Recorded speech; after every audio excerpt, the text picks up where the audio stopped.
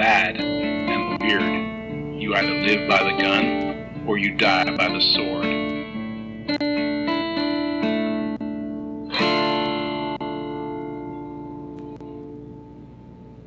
Welcome, dear listener, to the Good, the Bad, and the Weird podcast. Today we've come to discuss the age-old rivalry between humans' greatest villains, birds. A very tasty rivalry, so strap in and get ready to listen to us as we talk about the classic birds. I'm Nicho. And I'm Chris. Welcome to the Good, the Bad, the Weird podcast. If you haven't guessed it, we are doing the very classic Alfred Hitchcock, The Birds. I've been looking forward to this. I love an Alfred Hitchcock film. There's just something about them that's always fun, always enjoyable. And The Birds is a quintessential cornerstone of my enjoyable triangle.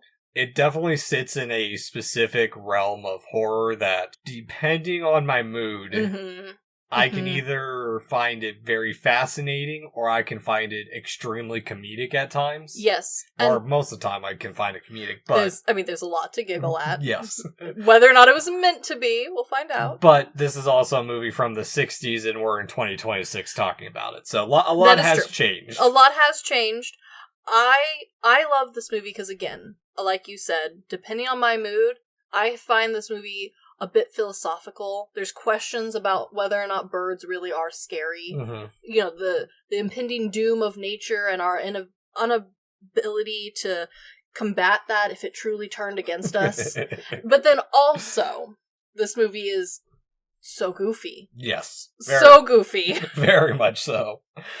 So, The Birds is based on the story by Daphne du Maurier, with screenplay by Evan Hunter, directed by Alfred Hitchcock. Of course. Starring Tippi Hedren as Melanie Daniels, Rod Taylor as Mitch Brenner, and Jessica Tandy as Lydia Brenner. It is about a woman pursuing a man to a small town while the birds begin to act strangely. I love that we do say that this is based on the short story. Yes. There's not a lot. I have read the short story. It is fun. I do recommend reading it. I think it's probably introduced in a lot of, 8th grade and high school reading classes.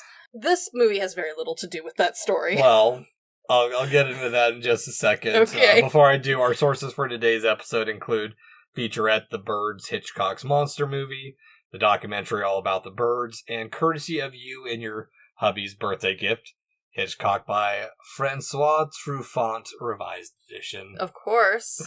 But the reason it has very little to do with it is because they ended up let me build up the history of how they got to it. Yes. So, surprise, surprise, as usual, we're doing something out of order.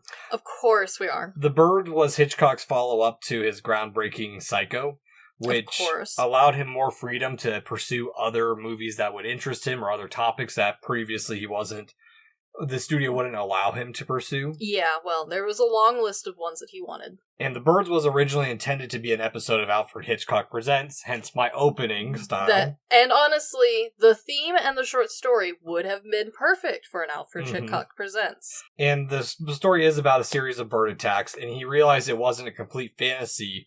So he brought Hunter on to write the screenplay, and they ended up throwing out the entire original short story and just kept the title. So that's why it has very little to do with the short story. That's true. However, there was a real-life event happening in 1961 that did influence this, which is wild that there is any real-life scenario that this happened in, other than just, the occasional bird owner's bird coming and getting them. Oh, do you not know about swooping season? Well, I do, but it's different.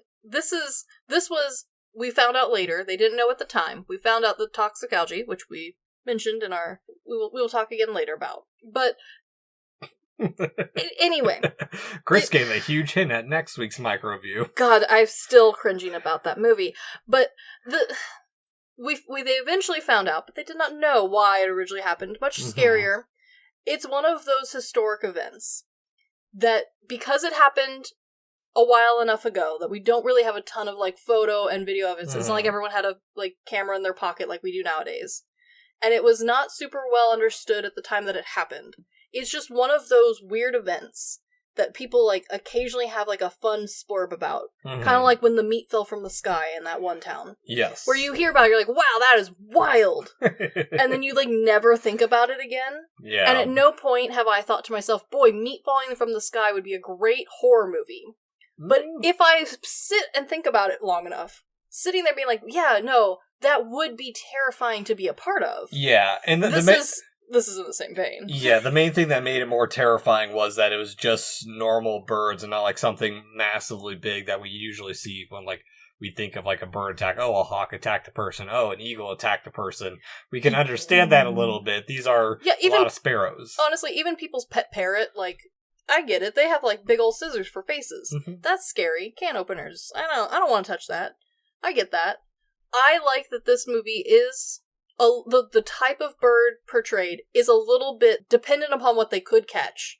And I think that maybe makes it better. Mm-hmm. Because that means that, like... Catch and ever so slightly trained. The training was loose and wild in this movie, and and boy... But, like, I think that makes it more fun. Because the real-life event, knowing that it was a specific species, they're known to kind of do this. They're like, yeah, okay, everyone's been attacked by, like, the one thing. Honestly, a movie about a Canadian goose haunting a parking lot would maybe hit kind of similar. Yeah. But this one, because the movie was like, well, we really can't afford to, like, train and catch 8 million swallows. Mm-hmm. What can we catch? I know. Seagulls. Yes. So, Chris, before we dive into the birds, what are we drinking today? Well, they don't consume a ton of food, especially drinking this, but they do have a gin. Brandy. A brandy. Yes. So, some pear brandy I found. So good enough. Cheers. Yeah, it tastes fine. It is brandy. If we wanted to be very movie accurate, we would be ripping through cigarettes. Yeah. Good God. It was a different time. It was the 60s. And also, it's an Alfred Hitchcock film, who I believe also was quite the smoker. I don't know. I don't know too much about the man himself. Watching an interview with him really does. He's a great interviewer because he's just kind of all over the place all the time. Oh yeah, I mean, I could see that in his interviews. Yeah. The reading interviews that I was reading. Yeah. So, the birds. I do appreciate that this intro really sets up the ominous, chaotic extent of where this movie is going to eventually go before we even really dive into it. That's true. And it's just this, like, odd enough intro where she's just staring at birds. And she stares at them long enough in the sky that it feels off. Yeah. And then immediately goes into a pet store that seems to only sell birds. No, the top floor sells birds. Oh. There's a quick view of the bottom floor where they do have tiny puppies in tiny cages. This is a 60s this is for sure a 50s based pet store. And the ethics of this pet store today would not fly. Well, I'm glad you said the 50s because this movie the first portion of this movie is set up to be a 40s slapstick rom-com. Yeah, and you can tell. Oh, yeah. But that's part of the humor that runs with this, and I think it works, because from the get-go, we are faced with the problem of how do you make animals cooperate on set? Well, yeah, and I mean, at least the top floor of the store is complete chaos. Yes. I mean, while they're having their conversation, it's a little hard to hear because there's birds making loud noises all around them, as birds do. That's true. Which also, in a way, is a bit ominous because they're all caged compared to her just watching a bunch fly out while she's talking about buying another bird as a gift. Okay, this was something that sitting and watching with people of the animal care realm, this entire pet store scene did not fly. I bet. We watched this a bit as a group, and then I watched it again with my husband, and the amount of people who commented, "Who the frick is giving a parrot as a gift when no one's expecting it?" was astonishing. Well, it goes to show, it sets up her character. It does. Melanie, as how much of a socialite she is and how her world operates, that she is able, she has this luxury of being able to buy it, assuming for someone else who also has that same type of luxury of, hey, someone else is basically going to look after this bird. It's not going to be the person she's giving it as a quote-unquote gift to. And on top of that, while I understand and am aware that the pet culture, just in general, the way we handled animals, the way we cared for animals, the way we bought and sold animals was very different in the 50s. Mm-hmm. The casualness on which she is looking to buy a very expensive and rare bird that she's having to have shipped in. She's expecting it to talk, which that's a trained thing. Even the store owner who's trying to promise her the moon is like, oh, well, no, you do have to do that yourself. Yeah. Like, because she's also like, well, I don't want a baby, but I also don't want it to be too old. So she's essentially doesn't want anything. So the store owner's like, well, it'll be young bird. It'll be a young bird. Yeah, again, showing that she's used to getting her way, that people are going head over heels to get something done for her properly. And then on top of that, the way that works so well, contrasting Mitch Brenner, when he starts kind of being a little bit creepy of like hit or her trying to like sell off the lovebirds to him. Yes. And then he's just like, I know who you are. Like, you might not recognize me, but I know you. And it's also, from the get-go, a great demonstration of not only her carefree self-centeredness, and also probably a little bit reckless, because it sounds like this friend doesn't know that this pet is coming. This expensive, time-consuming pet. He comes in, and he does know what he wants. In fact, he's saying like, oh, well, I thought I had ordered them. They're not here. How disappointing. He knows which bird, like, she tries to sell him a different bird, and he's like, that's not the bird. You're telling me the wrong type of bird. Like, he at least has done his research. Yeah. It has this cute little bit of flirtiness to it, where it's like, okay, this is setting up the rom-com, and then, like, he's like, I know you're not the greatest of people either. Yes. And so, like, with the lovebirds sets up this expectation of where we think this movie's going to go, despite it being named The Birds. Well, yeah. But that is part of the fun of this movie. Is there's a lens at which a lot of people like to watch this movie through, and that is comparing what the birds are doing or what birds are on scene, comparing them to our specifically two main actor and actress, and how their relationship is going, what their feelings are, how they're handling the situation even. Yeah, the back and forth of the birds, at least initially partially going through their romance, and then, like, using the birds as not just a vehicle. If you had gone into this not knowing it was Hitchcock and horror by this point, you could see, oh, the birds, she's taking these birds, she ends up buying the birds, and it ends up backfiring, and it's used as a way to propel the story into forcing her to go to Bodega Bay.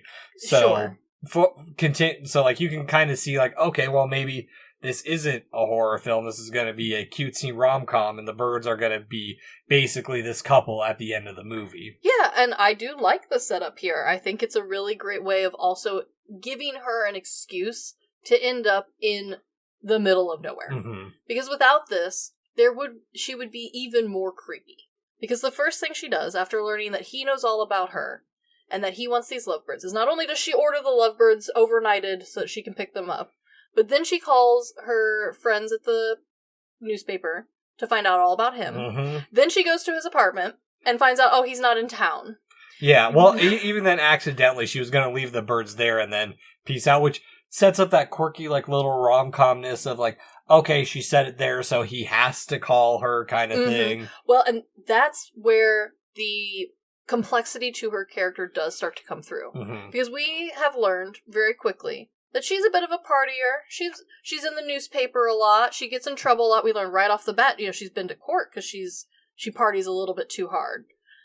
And then you see that we're setting up like, well, it's not all her fault. Oh, the story that's not the whole story.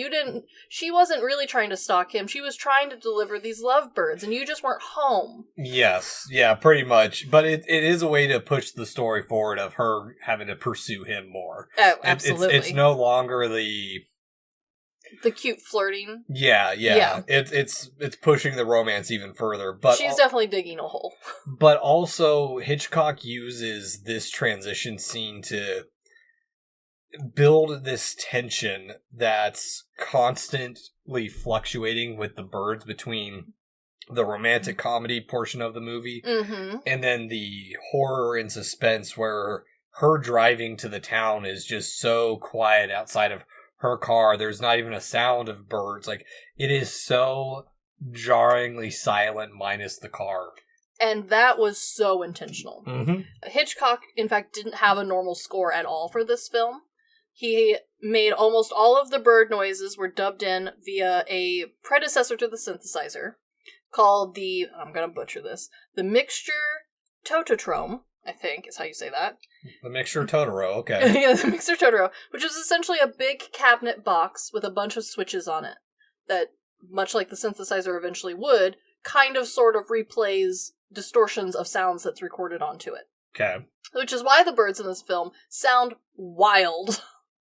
There's a lot of them. There's a lot. Some of them real bird sounds. Some of them Hitchcock made himself. Okay. He did hire a couple people to kind of help with the collecting of the noise and then, replay some of the synthesizers. But there's only 2 songs in this movie.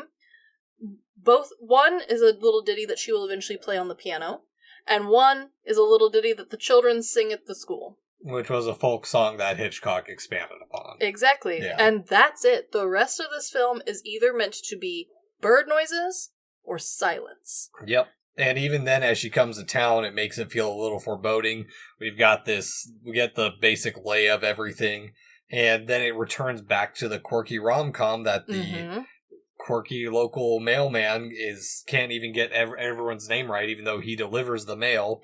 Ha ha ha! So, laugh track here. Yeah, no, it does that cutesy little thing of like setting up this quirky small town, and then also when she's driving away when she runs into Hayward, setting up the potential romantic triangle of, okay, this is the old lover, this is the new one who's in town, and there's still no birds in the bay, no birds in the town, but only when she gets to the bay. So it's like, okay, is this when the birds are showing up? Because you do constantly wait for the birds to be attacking in this film. Yes, and that was intentional. He specifically built up so much of this to you're like, okay, well, when are the birds going to happen? And then artfully stepping back and be like, okay, they need a break. Now more birds. Yes. So. Well, and what a challenging thing to try and have your movie do for a horror film. Because Hitchcock definitely wanted this to be a horror film first and foremost. Yes. Is to already have the what's going to happen and by who known from before the movies even started. This was all over the poster. Mm-hmm. You knew when you bought the tickets that the birds were going to attack this woman. Yes. That's what this movie is about. Yeah, it's nature horror. And yeah, but granted, it's also a more toned down nature horror than what we've previously seen. Yeah, it's not Attack of the Gila monsters, it's not ants, it's not them. So it is. And there's no exotic location, there's no worldwide epidemic. None of these are going to become gigantic. We already know that.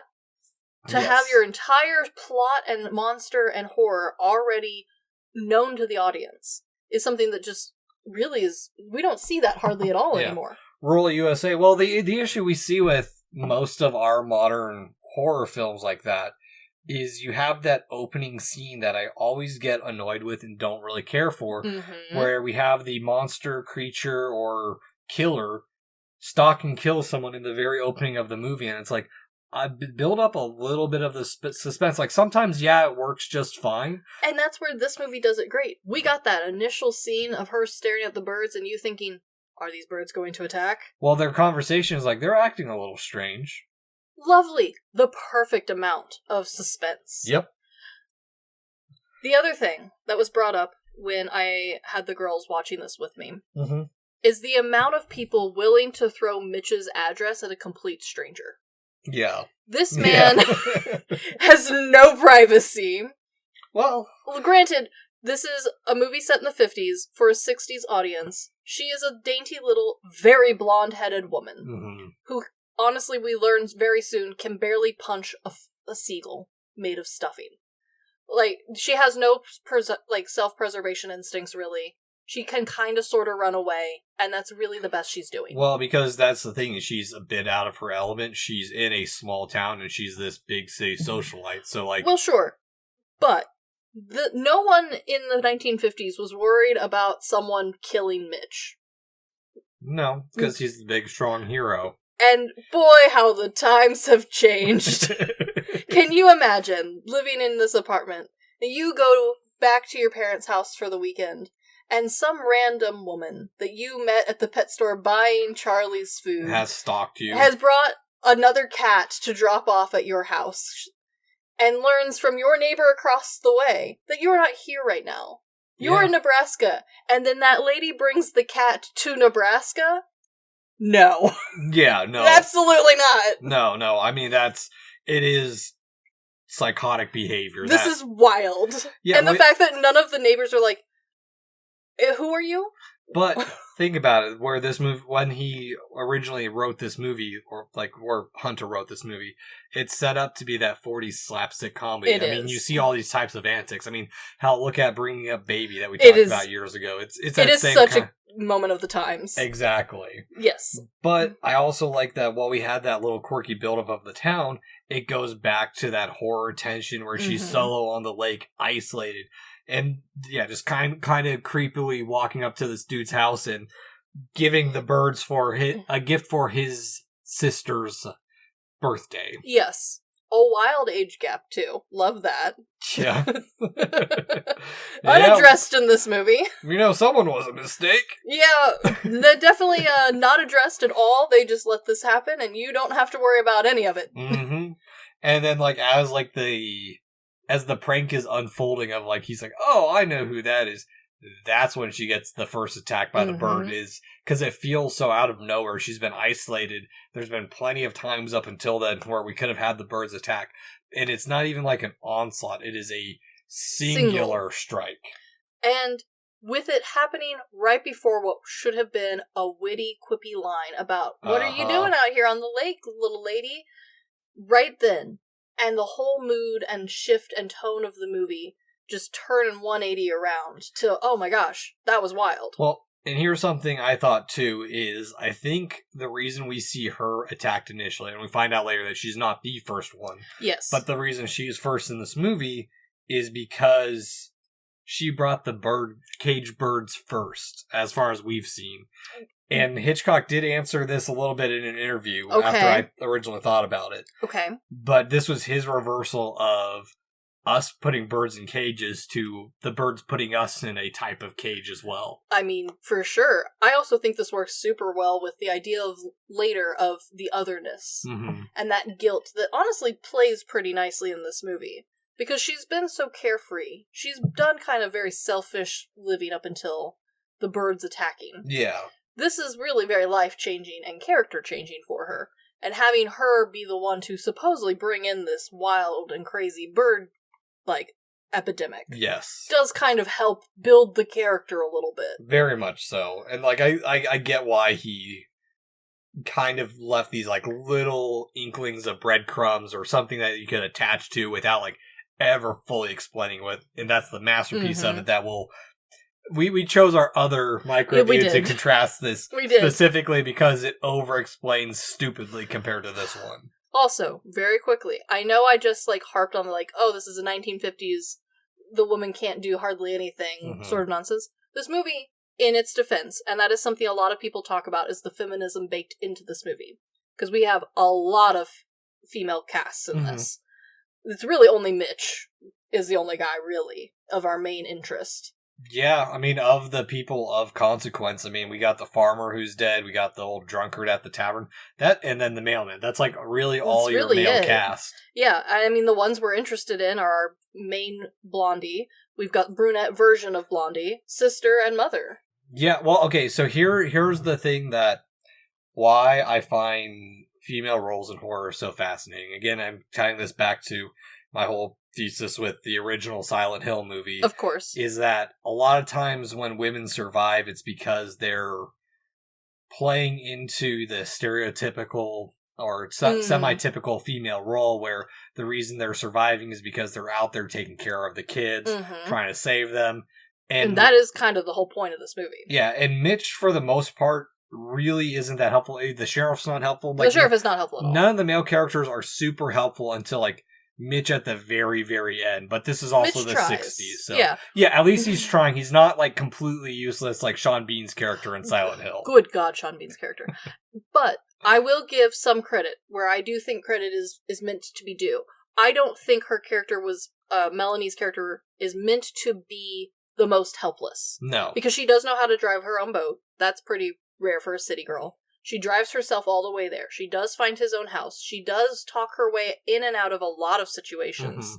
She does take care of herself. Yeah. In a very 50s style. So I do think that that is meant to be a very empowering character who's like, she is capable. Yeah. She just can't run in those heels.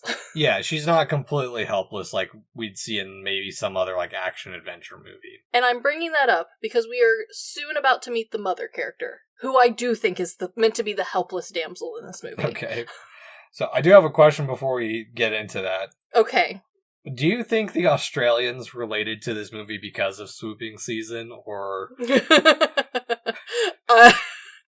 I don't know. I do know there is one Australian on the cast. Rob Taylor is an Australian actor. Huh. He starred in almost more than 50 roles. I only recognize a handful of his movies. There's a lot of romance, won't lie, which isn't normally my jam. But, so he's Australian, so maybe that's part of the tie. I also know Hitchcock isn't terribly, like, locked into a location.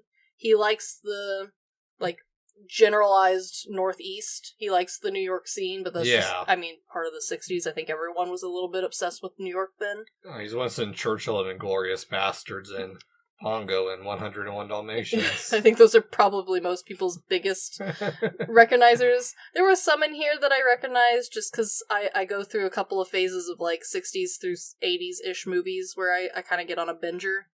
But I don't know if outside of like that he'd be really noticeable. He's in a movie that I don't think would go well with this movie. Which one? The Man Who Had Power Over Women. Yeah, no, I don't think that one's quite it. Yeah. Well, I mean, I couldn't tell that he was Australian from this, but... Well, this was by no means his first movie, unlike someone else on the cast. He had been in quite a lot up until this point. He was a well-seen actor. He was well-known. Hitchcock was pretty famous for, like, quote-unquote, finding a new face, a new person. Mm-hmm. But this wasn't it for him. Okay. Oh, yeah, Top Gun. I love Top Gun. Not the Tom Cruise one. Not the Tom Cruise one. No, that's the one that replays on my TV for free. Okay. Yeah. Back to the Australians. I don't know. I don't know enough Australians to reach out and say, hey, I should have asked the Uncredited Extras podcast. Yeah, I couldn't find anything saying that there was a huge tie. I know that the story and the incident in 1961 were kind of the two big ties to reality.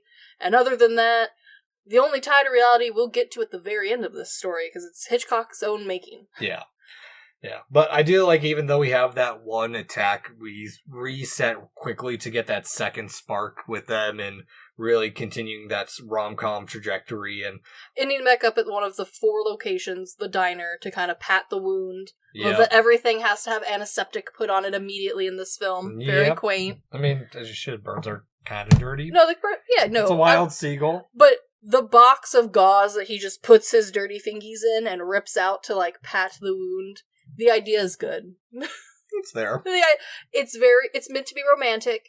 You know, he's meant to be like, oh my gosh, you weird stalker lady, let me help you. Oh, that's so sad. And it's also building her character of, like, no, I'm not some idiot. I know this is, like, a big danger. Mm-hmm. That was wild. Everyone should be a little worried.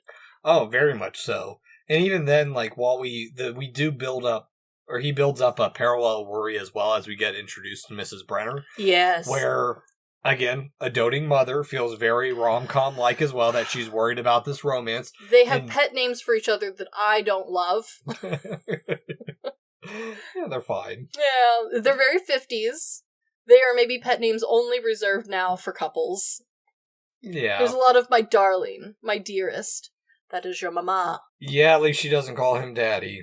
That's true. There is definitely, I think the mother character is meant to be the damsel in distress of this film. Okay. She does not have a whole lot of self-preservation. She's not independent in the way that Hitchcock is showing a 60s woman's independence. She is, okay, I will argue against that to a point, until we see the first killing. Yeah. But the reason she is a strong woman initially here, where she's putting on strength for her family. She comes across very much so as this matriarch of she's very involved controlling. in everyone's business, that she has to approve of the love interest. There's a controlling there. Mm-hmm. And that control is the only strength she currently has. once the control's gone, she has no ability to, like, fend for herself, to look after anyone other than just kind of worry. Well, and I wonder if this is kind of his, or Hitchcock specifically, his continuation of the relationship from Psycho,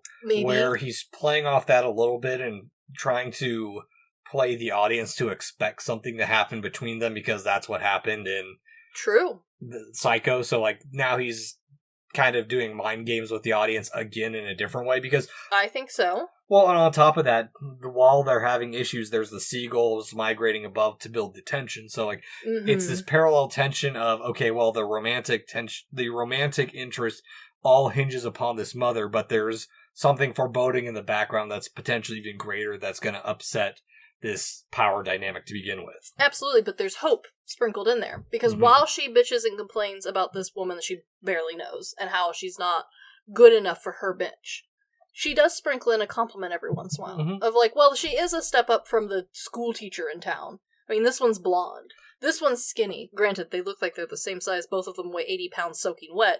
But, oh, this one has money. Oh, this one's dad is connected. But she also knows that this shows...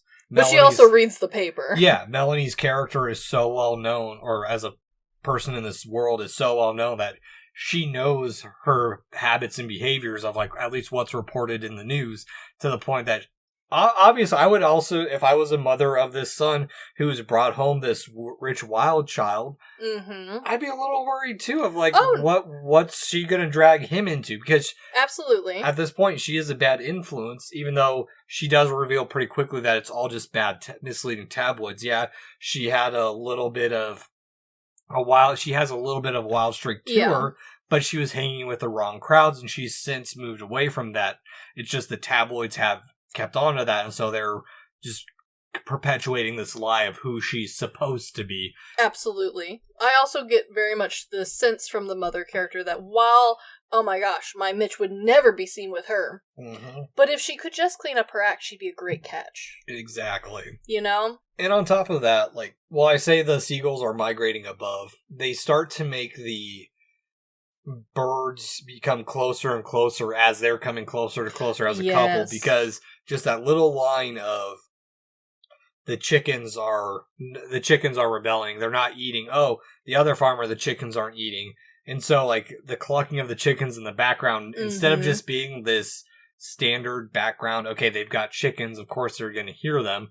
It's now, okay, well, if she's attacked by seagulls, why are the chickens acting weird now, too? It's become a domestic thing. It's no longer a random wild animal attack. Yes, and it's clever that they bring back up the lovebirds a couple of times to remind you that there are also birds in the house. Yes. Which, again, leaning into the mother character being a little less of the power character out of the, like, three main women, right? Her being like, oh, I don't like those birds. Don't bring those birds in here. The birds are, like, are actually in the movie, barely at all. You just are reminded constantly, because the sister is constantly be like, I love my birds. Yep. Why can't my birds come in the living room? We should all go look at my birds. Exactly. But the birds are actually only in this movie, like, 2 scenes. At the very beginning, and then at the very end. No, there was a couple, they show up a couple times, but it's a quick cut to, like, remind you that they're there. Yes. So it kind of returns multiple times back to Melanie's originally the target point in this movie's viewpoint, because she's brought these caged birds into an already tense area. Absolutely. And even then, like, I like that while we have that menacing of chickens clucking, as goofy as that sounds. I mean, I get it. When she's at Annie's house, it's the only camaraderie that she has in town, because she can't stay at the other house. And she's dug her own hole, saying that she was already going to stay at Annie's house. The fact that this woman manages to worm her way out of every situation... Well, Annie has a room for rent. She does, but it does make it look like she kept her promise of being like, oh no, I'm here to see Annie. Even though, in the end, they kind of end up as, somewhat friends.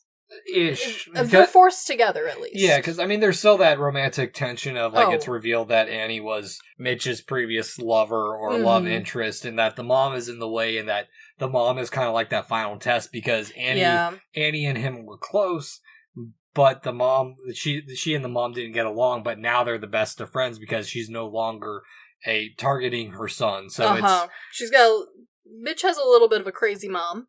Yeah, just a little bit. Just a little bit. Because, I mean, other than the fact that Annie doesn't have any of the social standing that Melanie does, I mean, she's beautiful. Yeah. She has a job, she has her own house.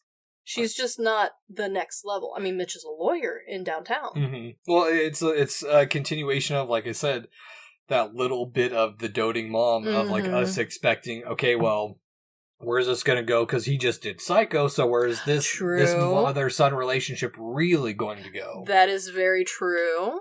Yeah. And, I mean, that's the thing, is, like, this movie, honestly, if we took out all the birds from it, it would be a relatively start to a decent enough rom-com, but... No, it could definitely be more interesting, especially since we very quickly are about to be locked into this location, and we will not be returning to San Francisco. Which would, like, if we had been continuing a rom-com, playing between the small town and San Francisco, you could have had quite a lot there. Exactly. And, I mean, that's the thing, too, is, like, we don't need to have that extra location. Again, it's returning to making the small, comfortable... What we previously would have seen as quaint, like the Bates Motel was potentially quaint. Yeah, exactly. And turning it into a scene of horror and chaos and carnage. I completely agree. But as we transition into the party scene, I do appreciate that there is a continuation of building up Melanie as this interesting enough character, or like she's been portrayed poorly in the media. Yes, she plays the piano well. The younger sister takes a liking to her very quickly. She's good with the other children. She helps out at the party. She seems an alright gal. Yeah, and I mean, probably the only bad thing we can see about her right now is she didn't call to have the bird not delivered, as far as we know. So yeah, potentially this bird from like the beginning of the movie's been delivered to someone's house or delivered to her, or I assume probably the pet store still holding it, but... Well, I hope so, but she did write her address down at the beginning. Yeah. So it might just be in her doorway. Yeah. Well, and the way it builds up, too, is this is going to be one of the romantic climaxes of, like, oh, they're having their, like, really big heart-to-heart. Yes. This is going to be, like, the very first kiss, big kiss moment. She's fitting in well. But this is 50 minutes into the movie, and finally we have the full bird attacking the children in droves to rip apart that romantic comedy. First off, we got real birds and real children to deal with. Yeah. So the fact that this scene is watchable at all is truly a miracle. Yeah, and there's no music for this hard tonal shift either. No, you just get to listen to synthesized bird screeching. Which, honestly, not a bad choice. It is incredibly obnoxious sounding. It's very loud, and it's very unsettling. I get what he was going for. Oh, very much so. And it also works to build up that she's kind of this Typhoid Mary of this town of bird attacks. Yes, they do keep noticing that she's around all of the bird attacks. But she does go out of her way to try and get the kids inside. She puts her own self at risk trying to get one of the little girls in. Yeah, a girl was almost killed by a seagull. Yeah, look, I get the horror of, like, being in the moment. This is part of where the movie starts to get its reputation of goofiness. Just a little bit. And part of that is because this movie is from the 60s. It didn't have no budget. It had a budget of about, I think, $3 million-ish. But a lot of that budget was spent on, we had some pretty stellar actors. We only had one fresh new actress who had a lower budget, which we will talk about more towards the end. But a lot of the budget for this movie went to the actual capturing and filming of the birds. Yes. And that's the other thing too, is like, while, like we have said, it's a little bit cheesy by today's standards, it is actually, when you start breaking it down, impressive for the 60s. It is. And how they layered everything on top of this, because... it does still look okay. Well, part of the reason it does too, because would you have guessed that while she was on the boat, she was on a stage? No, there is some very impressive cinematography. And that's because Hitchcock did a lot of heavy planning before they even started. And to get this movie right, because he notoriously hated working on location. He wanted to do everything with set. He loved a stage. Because he could control everything. Well, yeah, that's true. But blue screen technology at the time always left this halo or this flare around people's heads or their outlines. If you'd like a good example, please watch the movie The Ten Commandments. Yes. So what they ended up doing was using what's called the sodium process that was developed by Disney. Yes, it was. Where the sets were backlit with yellow sodium light and the foreground exposed to white light, and that's what removed those blue screen fire and halos that would appear around characters, so that they could more naturally blend in with the lighting of the backlit backdrop behind them. Yeah, later on we would call it yellow screen, even though that's not a fully accurate term, but it goes nicely with blue screen, green screen, yellow screen. Yeah. You see it in a lot of old movies that don't have the time or the budget to do something like this, because it was an expensive and time-consuming process to even put together. Yeah, and we see real seagulls in this. We do also see puppet seagulls and a few robot seagulls, which you can tell which one's which. Let's not lie to ourselves. That's part of the fun of watching this movie, honestly, is like, it's a little goofy, but realistically, if you sit and watch this and think about how you would make this film, this is a lot of puppets happening all at once. Yeah, unless you've been raising your own crow army for years, you're not going to get 100 crows later on or 50 seagulls. Well, and that's the thing. So, there are a few birds that can be trained enough to be in a film. Crows, ravens are famously one of them. Owls and hawks have also been used for a long time. There's a reason seagulls are not trained for film often, and that's because they're assholes who are only concerned about eating the french fries and pooping on the yard. The fact that they managed to first catch the seagulls, because let's be real, some of these seagulls were they did buy some of these seagulls. A lot of these seagulls were caught on the local trash mounds and then captured and used for the movie. Which, honestly, impressive. The fact that you managed to, get this many seagulls. I'm aware that some of it's like, you watch the same scene of the same seagull multiple times. It's really not terribly obvious. And inserting that amount of puppetry and robots on top of the screened-in versions of the birds, honestly, I mean, I know it looks goofy now, but I'm still impressed that you managed to do all this. Yeah. While impressive for this movie, I have a movie that I need you to watch if you haven't seen it, and the audience to watch. It's from the 40s. Oh, I love a 40s film. It is a movie called Bill and Coo. Yes. And the entire cast is birds. Yes. Like, if you want to see a level of, just pure trained birds and chaos, Bill and Coo is where it's at. Because I watched this in combination with another film called Terror Came to Tiny Town. That was an entire cast of little people. I remember that movie. Yeah. Bill and Coo, is one of those, weird, oddities of cinema that shouldn't work, but it exists. Yeah. That is a good point. I will point out, for those of us who are more bird-minded than others, some of you will go, some of those crows are not crows. You're right. There was only so many crows available for filming, so some of them are ravens. They're just mixed in there. Don't worry about them. They're all meant to be crows. Yeah. I do believe all of the crows were, quote-unquote, trained actors. So, someone was hired to, bring their crows to set. I don't think we caught crows for this, as far as I could find. However, the finches and the seagulls, most of the seagulls were wild. If not all of the seagulls were wild. Yeah, there were a couple that were trained, like the gas station scene one was trained. Specifically, the only thing that they were trained in was to swoop close to someo's head. I feel like it's really not hard to train a seagull to do that. They're very good at it. And then there were finches also as a live bird. The lovebirds are real, but you see them twice. Most of the time it's a close-up and a reuse of the same footage. The finches, I believe, were all bought finches. They are all, captive finches. Trained is not the correct word for finches. They're birds. They're wild. They are as close to wild as he could get. And that's kind of the beauty of this movie, is that it's kind of this contrast of us trying to tame something that's all over the place, flying free, and us then using them as trained actors in this movie. Yes. Yeah. And I do really think that is where this movie loses a lot of people as the horror element. Because I think if this movie had found a different way to portray that overwhelming, loud, It's everywhere. You don't really feel like you have control or can even touch the situation. Yeah. I do think more of the audience would have seen this as a proper horror film, as opposed to a lot of people, especially nowadays, see it as a little bit extra silly. Yeah. It's not as scary to a lot of people as it could be. Well, and because I think part of that too is just because we've become accustomed to like the gruesomeness, and yes, there is a little bit of gruesome in this film. Yeah, I'll give Hitchcock that. But it's not like Terror Birds or no. Any It's of those not, other ones. It's I would barely even gory. Yeah. The other thing that is really hurting, and it's right from the scene, is there is an obnoxious amount of child actors in this film.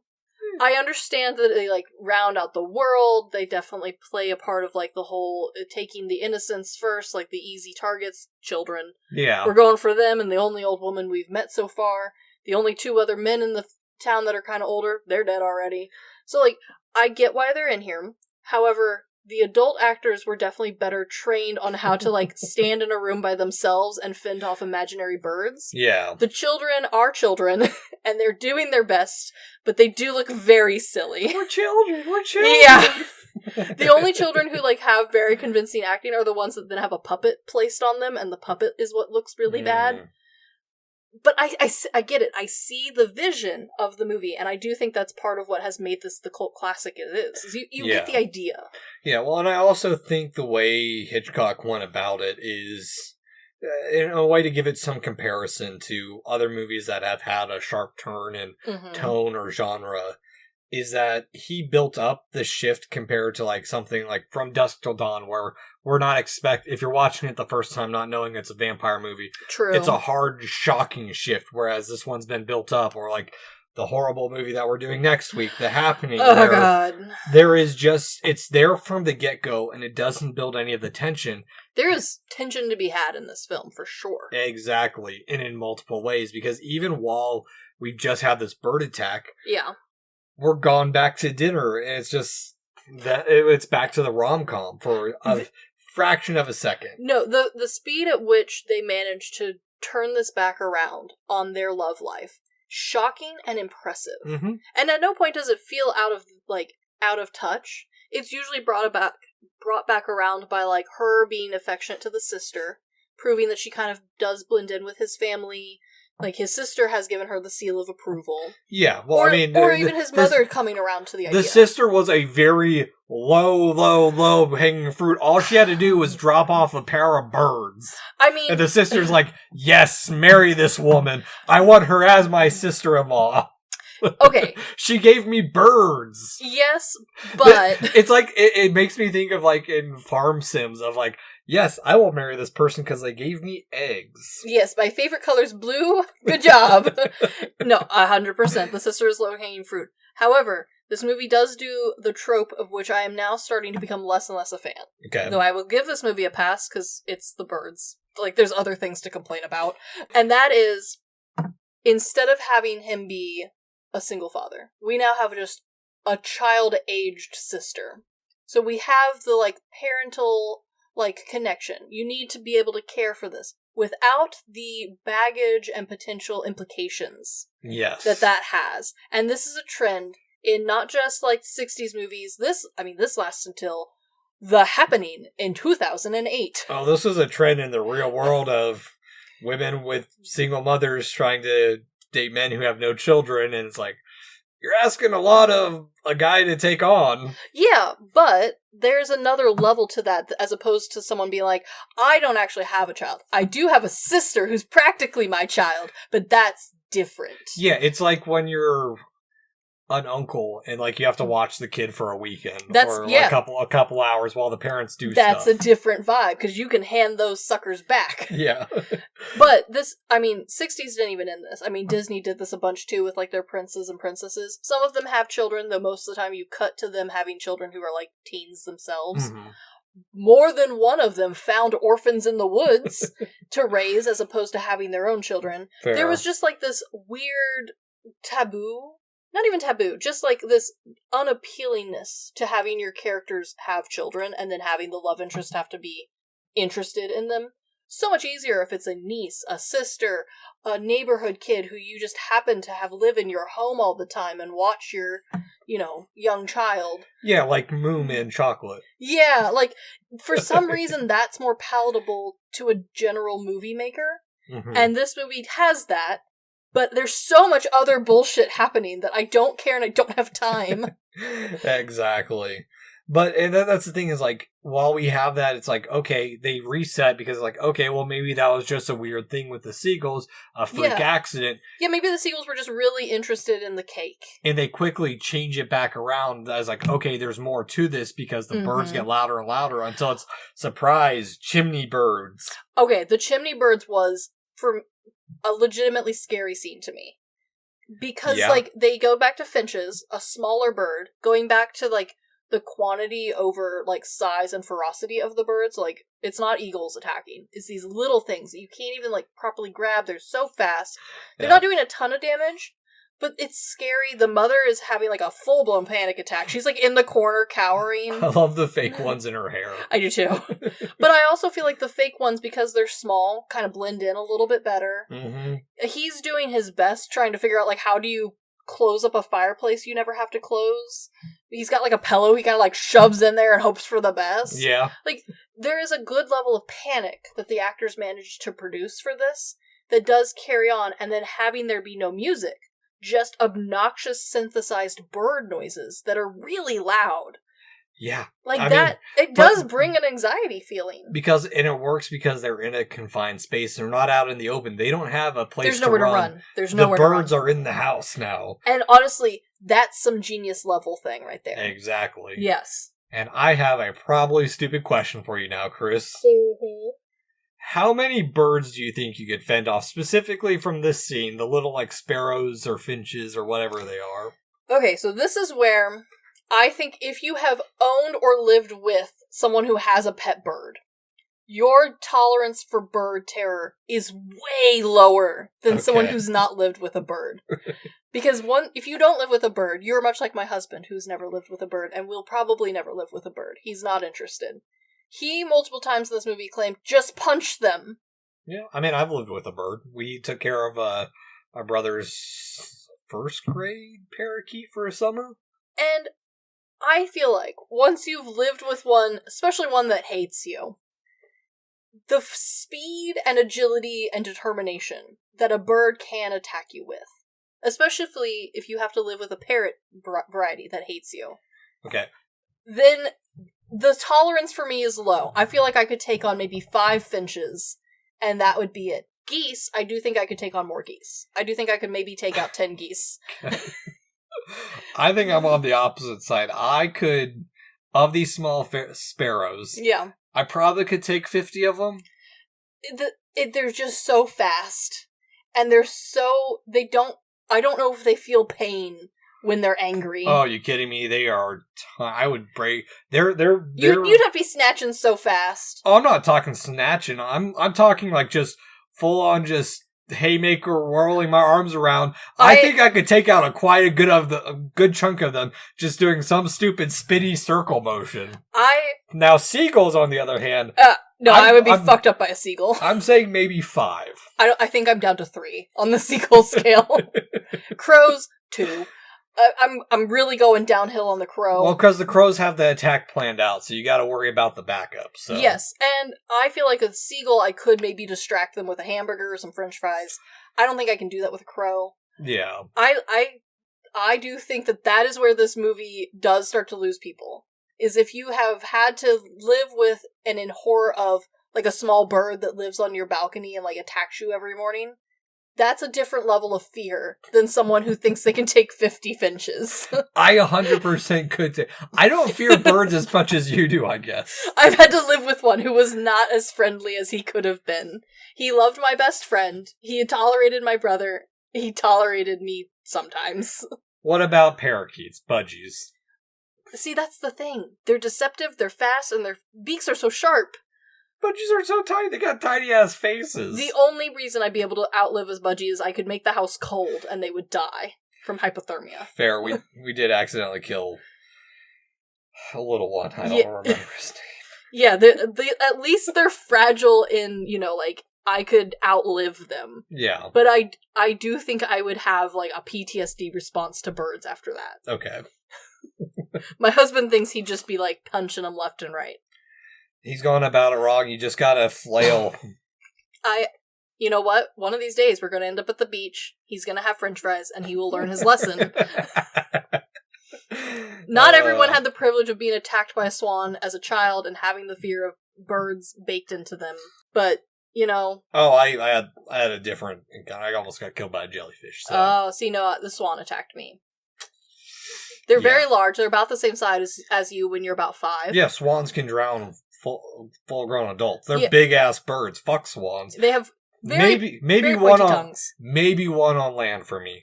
In water, I'm dead. There's no way I'm surviving a swan attack in water. Look, when you're about the same size as the swan, game over. That is the end of the day. Stuck on a picnic table, praying for the gods.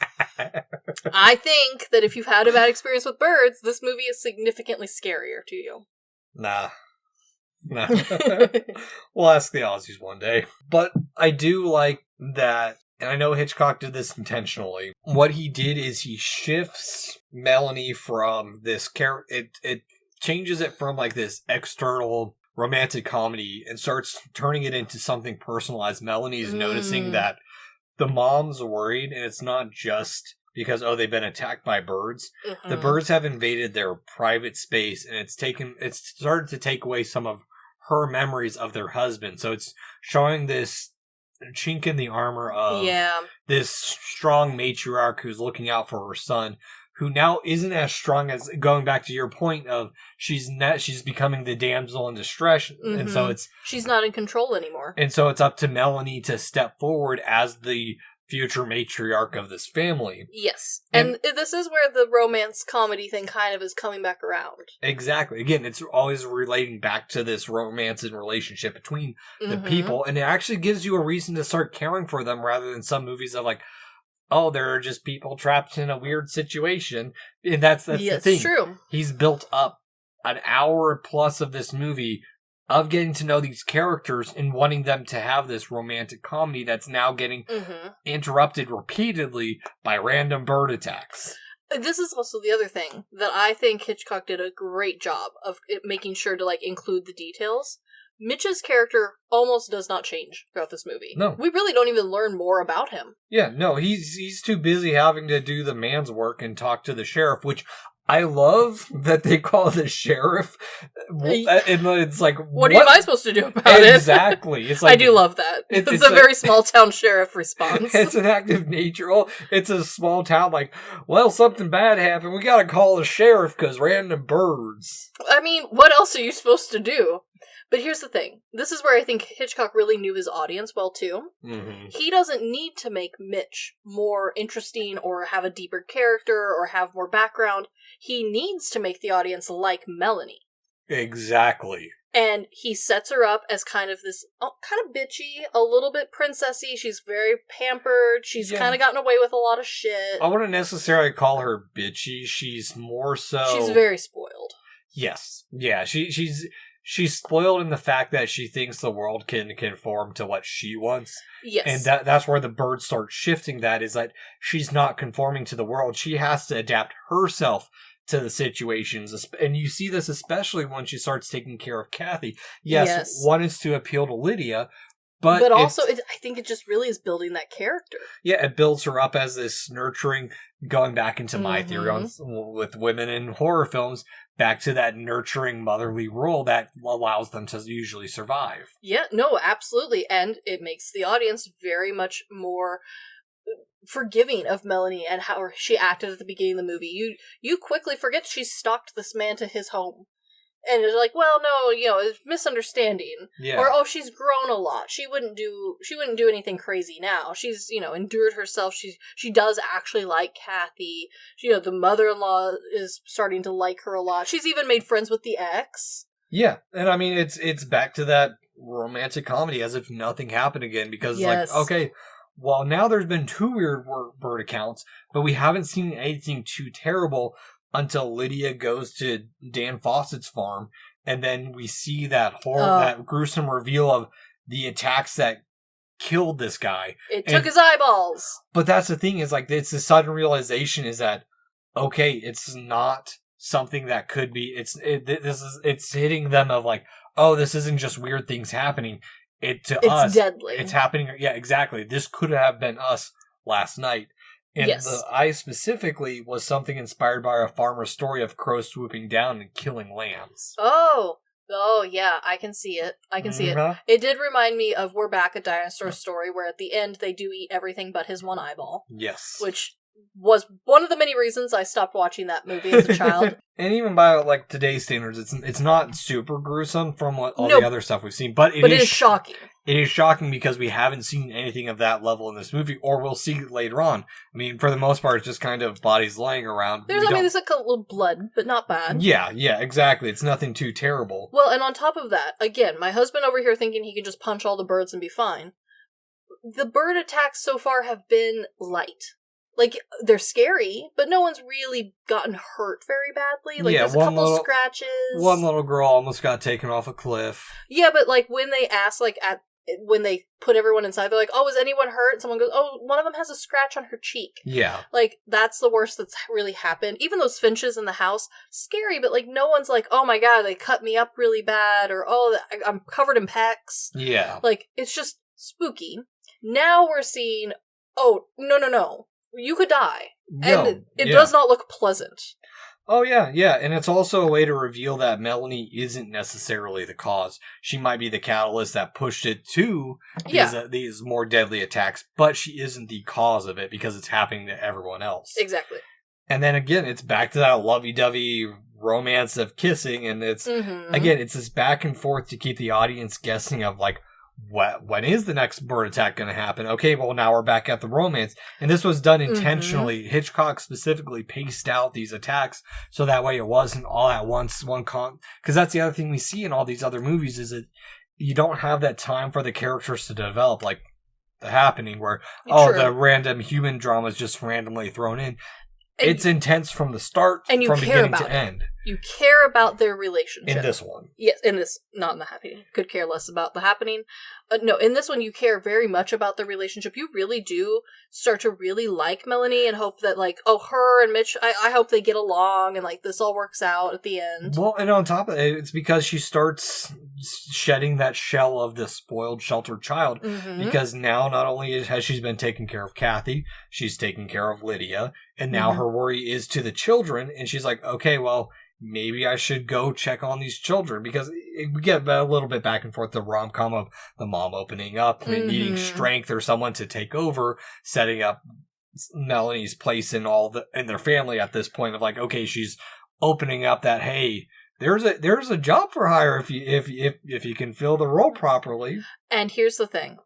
This movie is doing all of that while in the background every time we see the outdoors. It's getting more and more and more ominous. Yes, and that's what's great, how Hitchcock uses the birds not only as this weird attack from nature, but they start developing more and more as the mom's character breaks down. Yeah. And it's opening up these insecurities and of the uncertain future of their family after she passes, because, it's just going to be her two children now. There's no one to fulfill the role of what she had done. Exactly.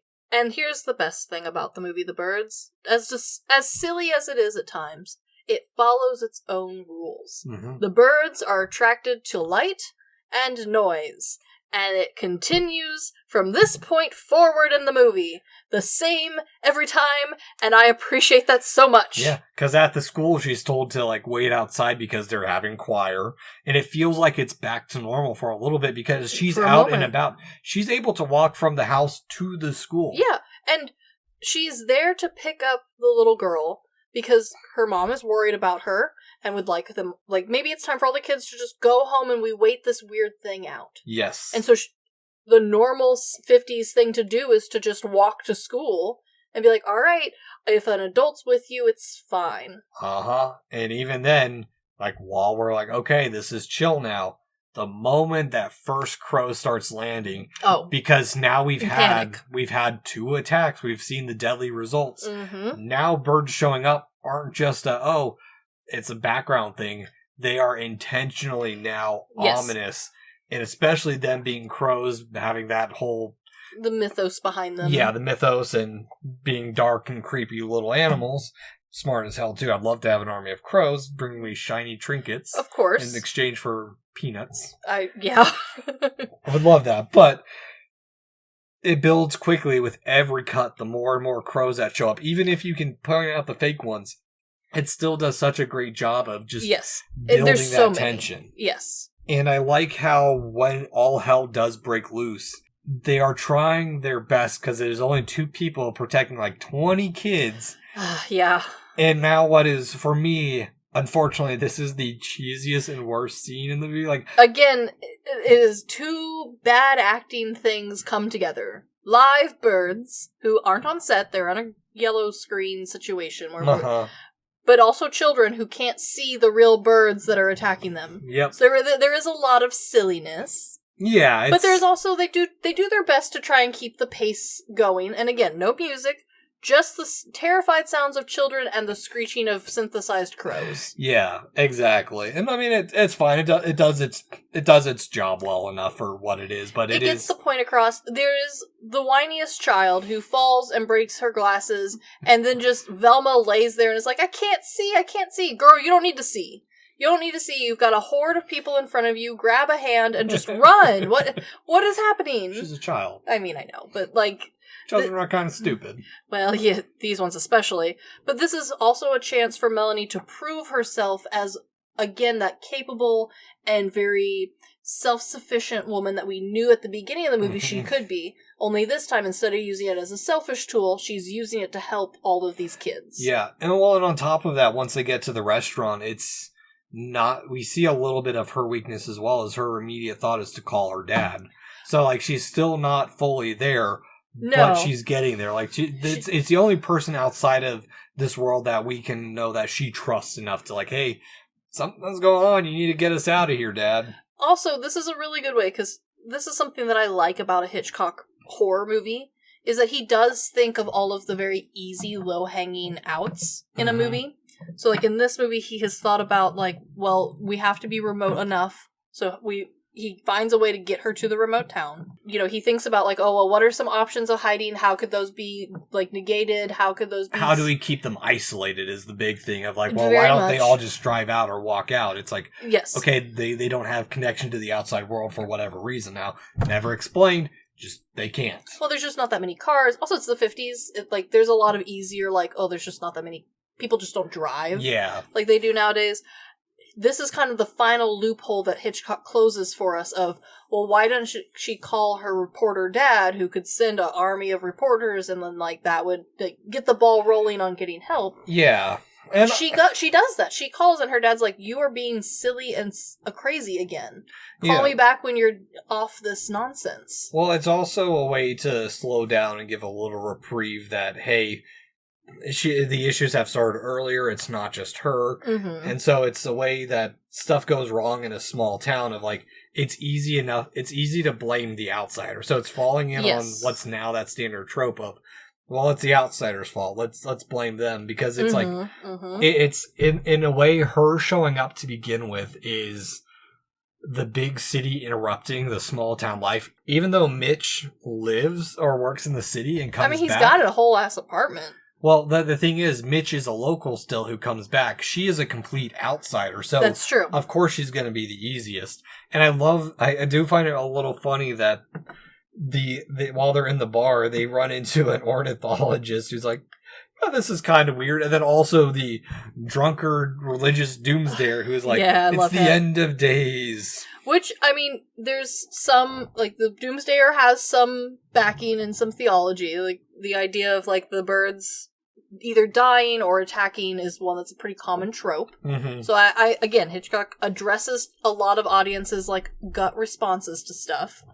And I do like that the ornithologist is just like every other nerd and just is spouting facts about birds that honestly nobody needs. Bird facts, get your bird facts here. He just really goes on and on. She is. Oh, that's, sorry. The woman's the ornithologist, the man is the drunkard. Yes, they fill you in on every possible idea. But again, back to your thoughts on the feminine view of this movie is that the women are the important characters who tell about everything, whereas she's the one who knows, like, hey, maybe there's something weird, or maybe this is a one-off thing. Yeah. Whereas the drunkard is like, oh, it's a religious thing.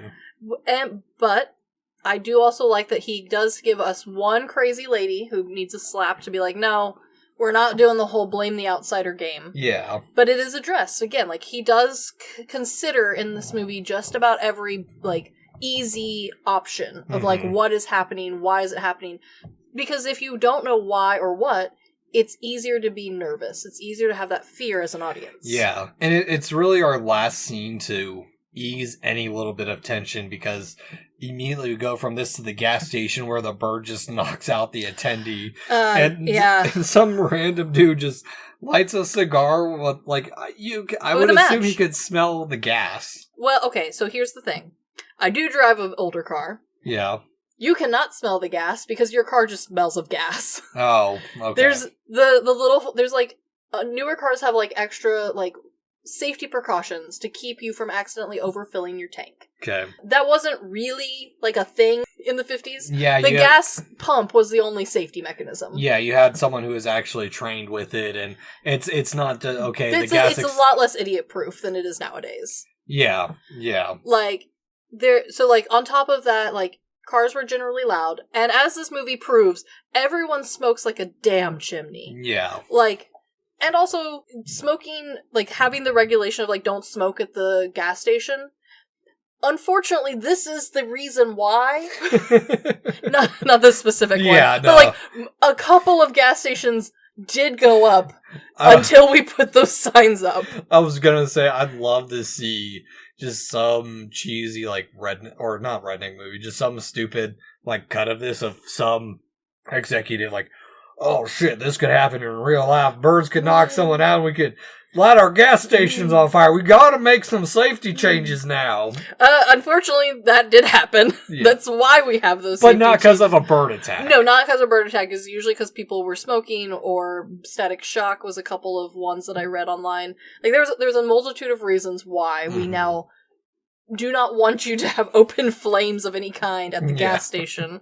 But it is still a thing that happens occasionally, not as often. But it's also a good composite shot, too, when they build up, like, the bird swooping down and, like, getting the lay of the land of, like, okay, this is the start of, like, the final assault. And it feels like a war movie at times, of, like, where they have the shot of the plane, like, dive bombing in and shit. So. And then having the gas station and the building next door all on fire while this is happening. Her taking shelter in the phone booth, and that's a really good composite shot as well.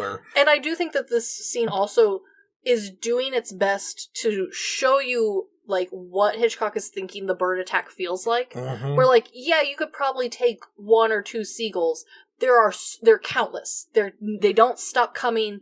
You cannot, like, get your hand around it. You can't get the door open properly. You're stuck in a glass case of emotion. Yeah, and it does come a little silly because there is the classic 50s, 60s acting of, like, oh no, help me, Granted, that's just a style thing.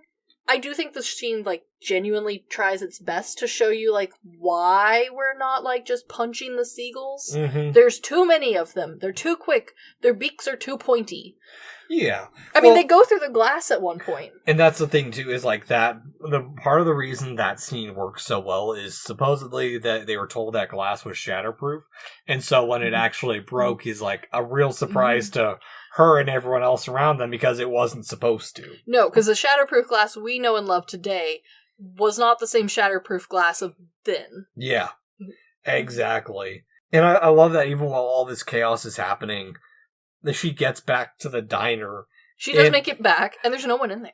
Well, no. Not yet. There's still the people hiding, and, like, the woman who's, like, still blaming her. That's true. But I think the funny part I think about that is the diner has such huge windows, and it's been untouched by everything else. Okay, but here's the thing. This movie sets rules for us.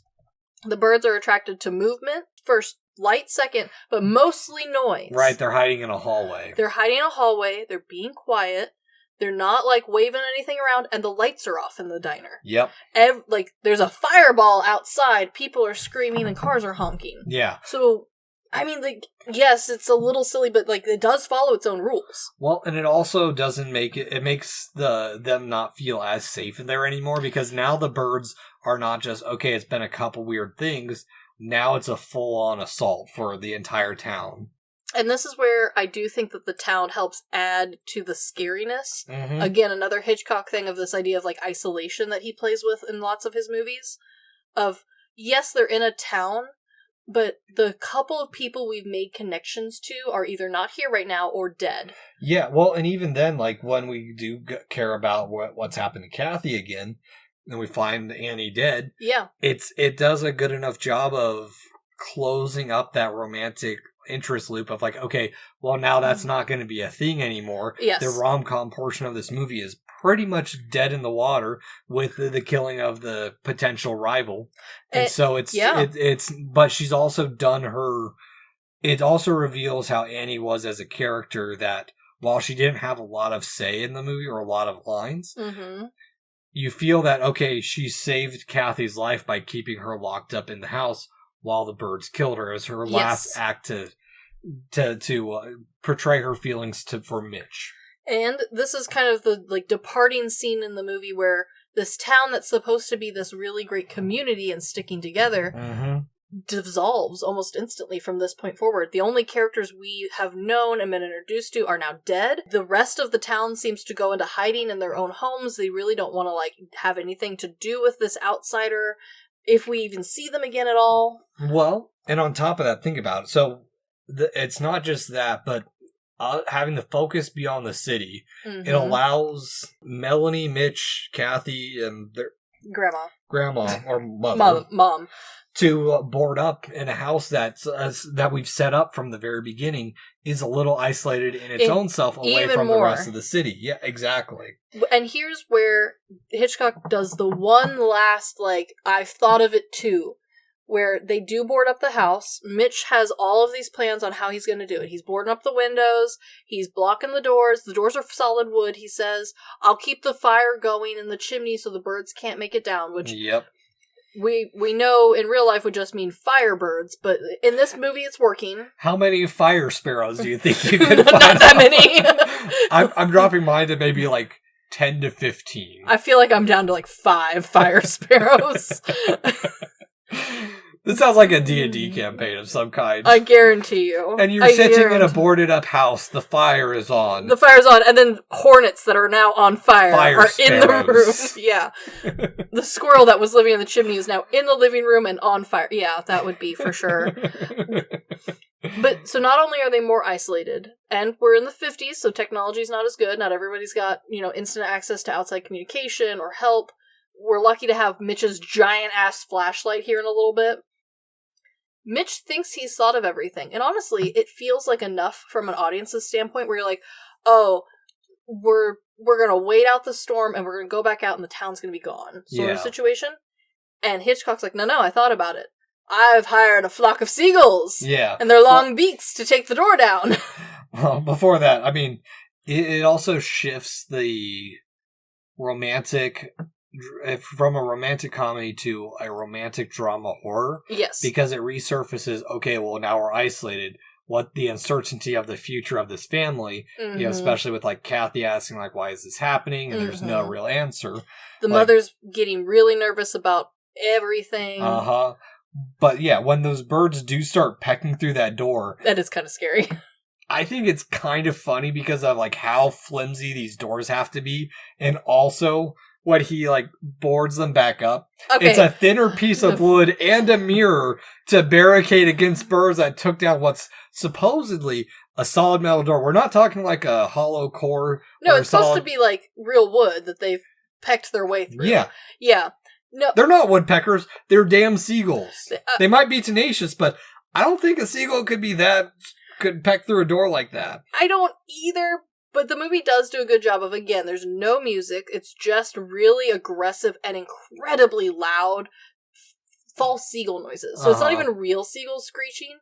It's got that metallicness behind it that the synthesizer, or the pre-synthesizer, adds where everything feels so off, Mm-hmm. and it's incredibly loud. This part of the movie is just like cranked all the way up. None of the characters can really talk to each other. Yeah, Like, well, that's the part. It's supposed to spread that chaos and unintelligibility of what they're going to do in the situation. Because honestly, like, even though they do get away from all that, and we're now going to come to the famously horrible scene where there were supposed to be mechanical birds, but instead Hedron had to spend 3 days of birds being thrown at her. One even scratched her face close to her eye. Yeah, I feel bad about that. But it's showing, like, the humans are so chaotic, and the birds that the caged ones are the calm ones. But I also don't understand, like, why she walked up the stairs out of just curiosity. I was hoping that you would know. I've watched this movie 3 times this week, and I still don't quite understand why we chose to go into the bedroom with all the crows in it. I think just because maybe it's I think what it is this, she has to know what's happening, because while everything around them is so chaotic, the upstairs is the only calm spot currently. Sure. I will say that why the motives don't make any sense still bothered me. I do like the way the film shows this, like, accidental trapping of herself, because she was only going to peek in the room. She steps in, accidentally presses herself up against the door, and then the birds, like, start getting at her, so she can't get herself to open the door and get back out. She makes a loud noise, and so that's why they start attacking. Like you said, it's not the motion, it's not the heavy motion that because she sneaks into the room. She does. It's the closing of the door that causes them to go into full attack mode. And I like that, like, her panicking makes it so that she can't quite get the door open, along with the birds being, like, everywhere. Because it's the quick cuts, so that way it feels chaotic, and that there's potentially more birds than what's actually been thrown at her, which, horrible. Yeah, okay, so to quickly summarize, she was told these were going to be robots. They were, in fact, real birds, and she was not told until the cameras were rolling. Or until she got up there, and, like, the prop master's like, yeah, we couldn't get the birds to work. And she's like, shit. Yeah. Now, about 60-ish years later, there was an interview where many of the cast and crew talk about their work with Hitchcock. This specific part was brought up by multiple people, not just her, and talking about how some of them thought that maybe the robots not working was a little bit more intentional on Hitchcock's part than just he couldn't get them to work. Yeah, he intentionally didn't want them to work. Yes. Yeah. And granted, by the point that the interview came out, he was dead and could not defend his own choices here. So this is like a bunch of people reminiscing from the past. So, like, do keep that into account. However, it was also coming out around the same time as some other allegations that we'll talk about here in just a second. Okay. So, like, it was adding a layer of unfortunate, like, oh, I could see it to his character when we were talking about this. So, like, after 50 years of being very traumatized by this, she, like, legitimately walked away with, like, a bird fear from this. Oh, I don't blame her. She got birds thrown at her and tied to her by strings for 3 days of shooting. Yeah, so she did not have fond memories of this. It didn't even, like, lessen up with time. In fact, I think got worse with time. She held a grudge for a long time. To the point when Mitch is carrying her, which I do like that Mitch is, like, in her absolute time of need. Yes, he does show Mitch still has that role where he is useful in some way or another. He's very gentlemanly. I do like it. But bringing her down the stairs is a stunt double because she was in the hospital yes. from all the bird attacks. Yes. So, like, it sounds a little bad. It was worse than that. So, like, she does not speak well of working on this movie specifically because of this scene, and then also we'll talk about Tippy and her experience as well. I mean, Tippi Hedren was the one. I know, but she specifically has, like, an after thing once we get to the end. Okay. Once we're gonna finish off the story, and then we'll talk about Mr. Alfred himself. Alright. Well, I do like that it's such a 60s movie where it's like, oh, you've had this traumatic event. Have some brandy. Yeah, well, I don't blame them. Yeah. I do like that the end of this is like the final, we have to make it into the city now. We can't keep waiting it out. Because it starts to become this pincer attack of, okay, they're attacking from the front, they're attacking from above. Mm-hmm. Like, they're in the house. Yeah, we only have one way to go. And that's the thing, is like, they have to push against this uncertainty. And even though, like, there's so many birds outside and then the sun starts showing through the clouds, it's this little bit of hopefulness, and there's not really a solution to anything. I mean, all we hear on the radio is that, hey, this is the only town that's been affected, and so now they're quarantining it and they're sending in the army to fight the birds. I do think that's hilarious. I do find it absolutely hilarious because there is the Great Emu War, but that's completely different. It is completely different, but also who else are we calling to fight the birds in the 50s? The army. Yeah, that's the only option, really. Is maybe the Navy because we're next to the ocean, but like, yeah, like that's the correct response, I think. Yeah. But it is also this tense moment because the birds are so chill, even walking in front of them because they're birds. Yes. But I think that helps build the tension because even like Kathy's like, can I take the birds with me? Yes. But it's like, okay, we don't know what are the birds going to attack?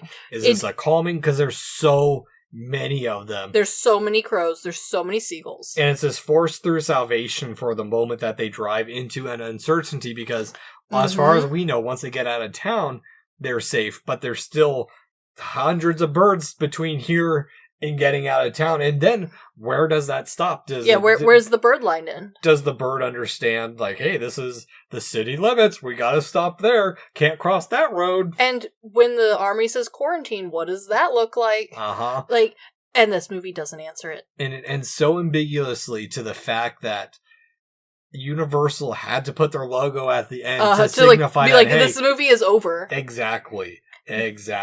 Yes. And I think that's when we've talked about some of these like natural horror films where they try and explain everything. I like it. The ending makes it more interesting because it's been so isolated. I mean, we don't even know where these events are going to end. Is this just the start, or is this the one and only, like, weird, like you said, oh, the vulture, we found out it was vultures, but the meat raining from the sky. Yeah, like, the other thing that I really love about this is that there's also that little, like, well, will they actually fall in love? Because they haven't really. Like, they've hinted at it, they've shown interest, but no one said anything. Are they going to bond because of the trauma now? Or is this going to be what breaks them apart? Is she going to be too traumatized to want to go back? Yeah. Well, I don't think any of them want to go back. They have, that's the other thing. Yeah, is, will like, anyone want to return? They're the family's basically having to give up their country life to get away from all of this. Yeah. And that's where the movie ends. Like, you don't get any answers. There's no after credit scene. There's no book that Hitchcock approved saying, like, oh, this is what in 20 years we all remember a bit. And more so, he left it ambiguous because if there was an explanation, it would turn it into science fiction instead of horror. I agree. Now, with that said, in 2007, they did plan a remake, and it was hinted that this would be a more conclusive and modern version of the telling. It did not make it, even though a cast was announced. And then in 2017, the BBC announced that they were going to make a TV series that was going to explain and remake The Birds, despite there being a cast announced for that. I have not seen anything saying that made it, so I think that also fell through. Good. There was a sequel, though. In 1994, The Birds, Land the End was technically a sequel. It is not connected to this story in any way. It's not in the same location. None of the characters are connected anyway. It is literally just a connection of idea and the name alone. Yeah. Hitchcock was not involved as far as I could find, but I didn't Google hardly at all because I looked at the title and went, that sounds stupid. Yeah, I mean, there's also Birdemic, which is lightly inspired by. Heavily inspired, which honestly, we could have done Birdemic as our mic review, but we decided not to because it was too easy. It's too low-hanging fruit. It's very low-hanging fruit. It's exactly what you think it is. The special effects are maybe worse than this one somehow.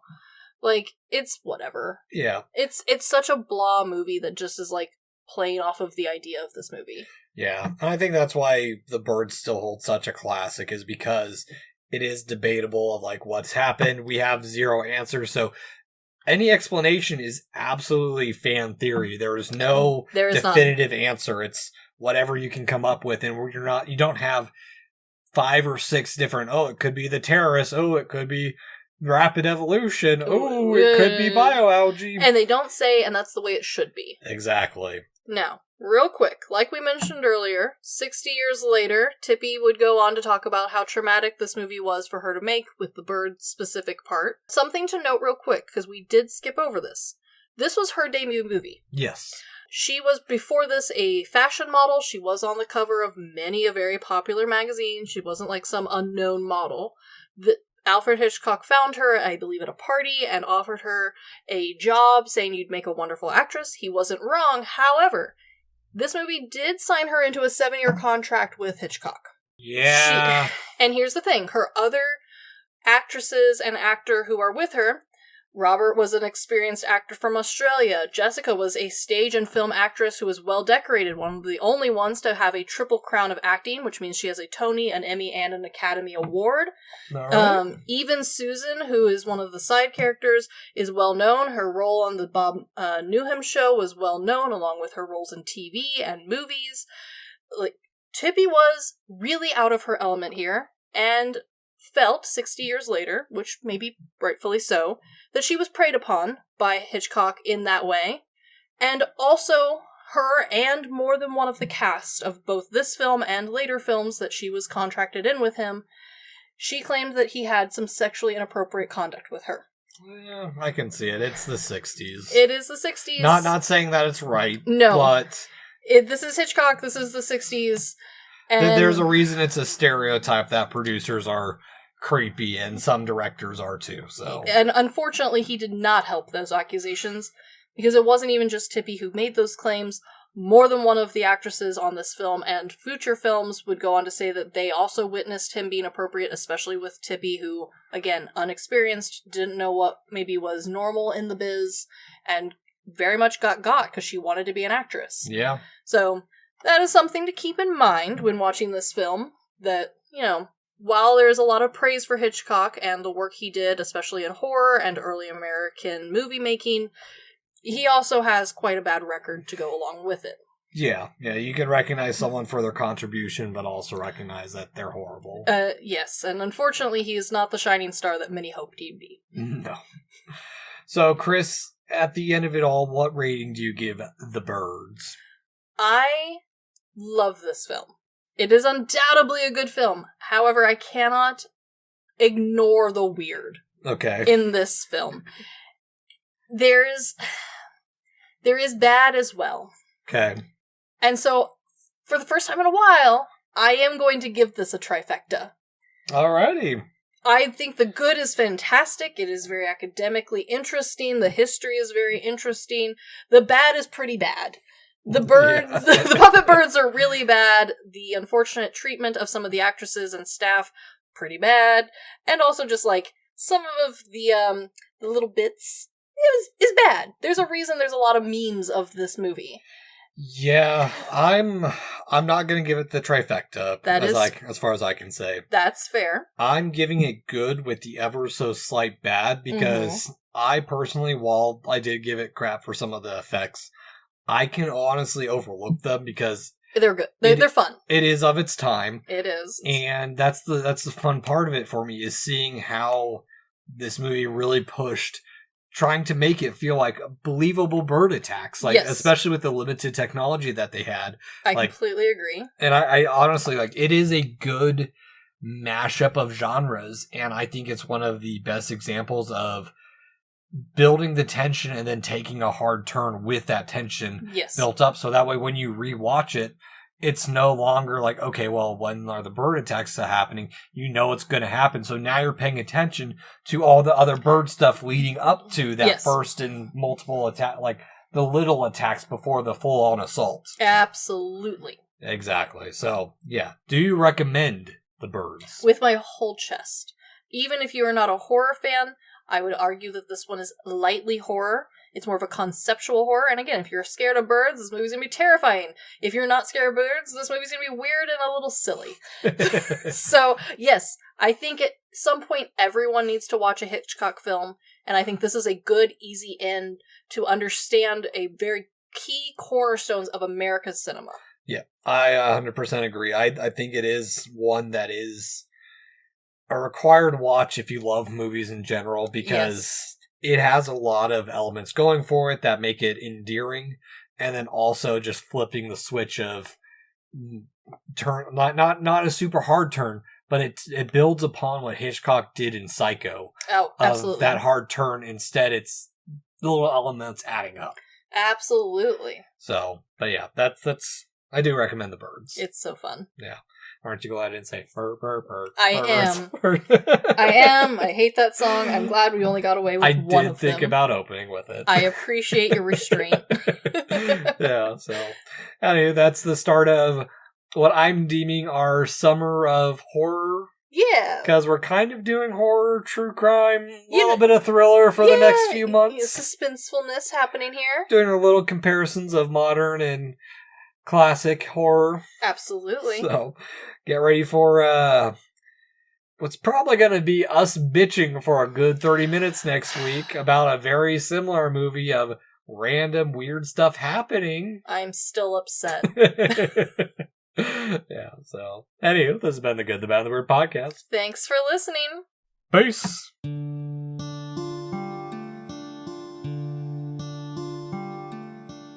Thank you for stopping by this here town of the good, the bad, and the weird. We appreciate your listenership, and if you want more of our takes in your life, feel free to check us out on social media at the Good, the Bad, and the Weird podcast, or TGTBTW for short. As well, if we missed a fact, your favorite part of a movie, or just have a suggestion and want to reach out and say howdy, feel free to email us at tgtbtwpodcast@gmail.com. And feel free to join our Discord at The Good, the Bad, and the Weird podcast, where we talk about movies, just share random banter here and there. And always check out our podcasters, streamers, or any other content creator we shout out in our episodes. We really appreciate it. And as always, thank you for listening. Peace.